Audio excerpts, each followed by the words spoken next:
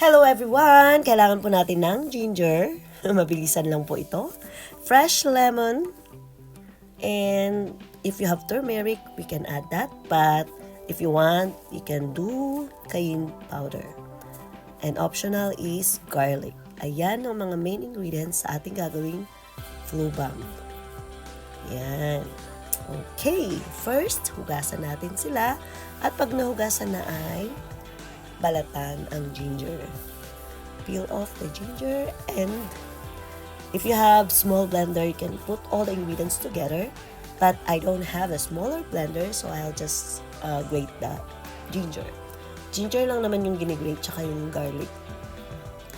And yeah, medyo nakakangawit, pero okay lang. Taste lang ng konti. Mabilis lang naman ito. Yan.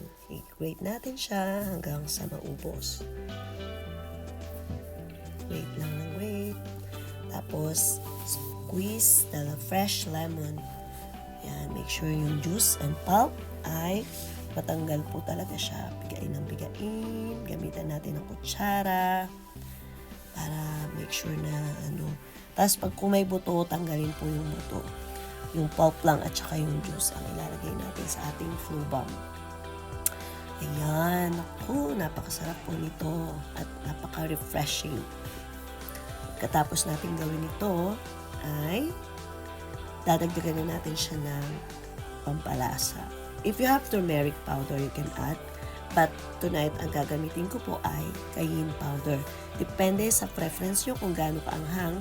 Lagyan nyo ng mas marami. Kung mild lang, konti lang lagyan nyo. So, nagpakulo na rin ako ng tubig. Eto na, lalagyan ko na siya ng hot water. At haluin lang po natin ito. Kung gusto niyo ng medyo may tamis, dagdagan niyo ng honey. Ako kasi, pag sa akin, hindi ko nilalagyan ng honey. Pero ang aking asawa, gusto niya ng medyo may konting tamis. So, lalagyan natin ng honey. At eto na po siya. Flu balm. Ready to drink? Thank you for watching, guys. Feel better, my husband. Thank you, guys. God bless you all.